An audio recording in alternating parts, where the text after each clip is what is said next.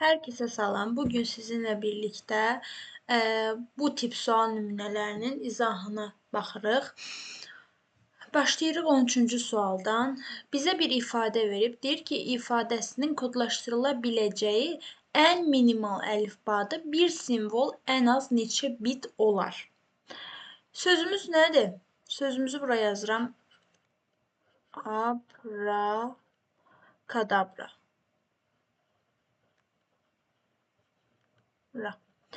Bu sözün kodlaşdırıla biləcəyi ən minimal əlifbanı tapmalıyıq birinci. Baxırıq ki, bu söz hansı hərflər vasitəsilə yaranıb? Baxıram ki, birinci A hərfi var, sonra B hərfi var, sonra R hərfi. Bax, A böyükdür, A kiçikdir. Ona görə ikisini də götürürük. Kiçik yanında, böyük yanında götürürük. Yazıram A-nı. Sonra C hərfi var. Sonra A-ya gəlib çatanda A hərfi var. Ona görə yazmırıq. Əlifbada bir dənə A hərfinin olmağı yetərlidir.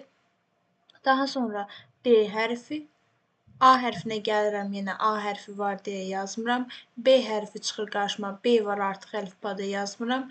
R artıq əlifbada var. A artıq əlifbada var.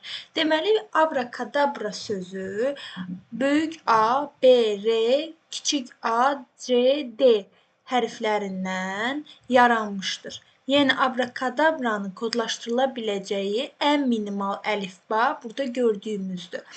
Deyir ki, bəs bu sözün kodlaşdırıla biləcəyi ən minimal əlifbada bir simvol nə qədər yer tutar?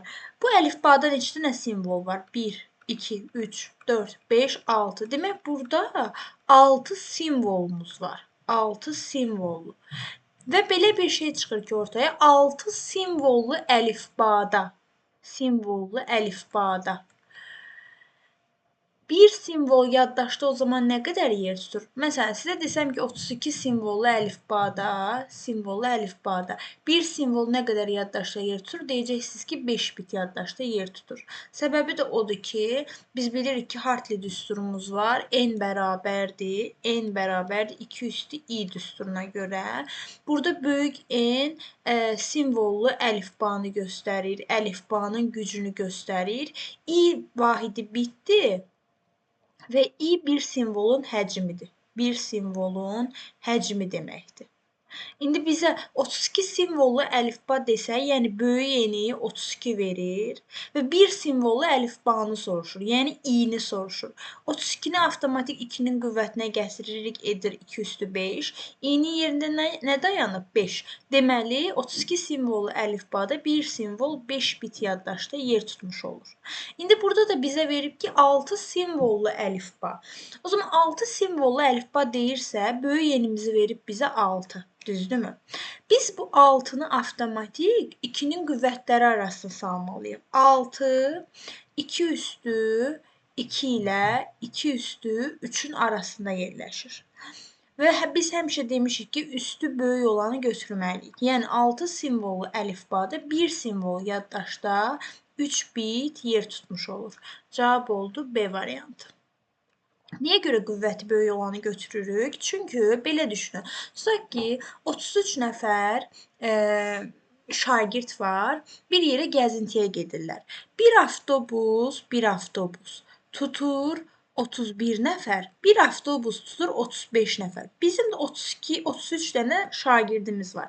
Bu şagird hansı avtobusu gəlib seçəcək? Təbii ki, 35 olanı seçəcək də, düzdürmü? 35 olanı seçəcək ki, çünki 33 35-in içinə yerləşir. Burada da bu deməkdir ki, 6 2 üstü 3-ün içərisinə yerləşir. 2 üstü 2 4-dür, 2 üstü 3 8-dir. 6 əlifba, 6 simvollu əlifba 8-in içərisinə yerləşdiyinə görə burada bir simvolu 3 bit götürürük. Sonra keçirik növbəti 14-cü suala. Deyir ki, abrakadabra ifadəsinin kodlaşdırıla biləcəyi ən minimal əlifbanın gücünü müəyyən edin. Aha, biz burada nəyi tapdıq? 6 simvol. Abrakadabrada tapdıq ki, 6 simvolu əlifbada kodlaşdırılır və bir simvolun həcmi 3 bitdir. Amma bizdən əlifbanın gücünü istəyir və mən burada dedim ki, böyük Y simvollu əlifba sayılır, bir də əlifbanın gücü sayılır. Bayaq dedim. Demək, bizdən əlifbanın gücünü istəyirsə, i-ni də tapmışıq 3 bitdə. i bərabərdir 3 bit. i-ni də tapmışıq 3 bit. Biz buradan böyük yeni tapa bilərik də. n bərabərdir 2 üstü 3. O da eləyir 8. Deməli, abrakadabra ifadəsində əlifbanın gücü 8-dir. Cavab olur A variantı. Sonra deyir ki, abrakadabra ifadəsinin kodlaşdırıla biləcəyi ən minimal əlifbada informasiya həcmi neçə bit olar? Bax, belə bir söz deyim, yəqin görərsiniz. Deyir ki, ana sözü Unicode əlifbasında nə qədər yaddaşda yer tutar? Nə qədər yaddaşda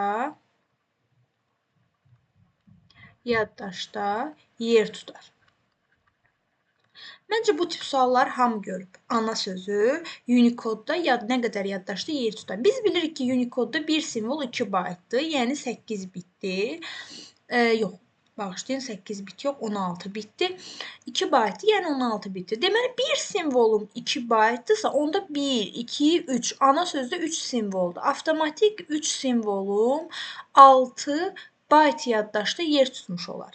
Bu da onu demək istəyir. Bizə deyir ki, abrakadabra ifadəsinin kodlaşdırıla biləcəyi ən minimal əlifbada bu informasiya, yəni sözün tutduğu informasiya həcmini müəyyən edin.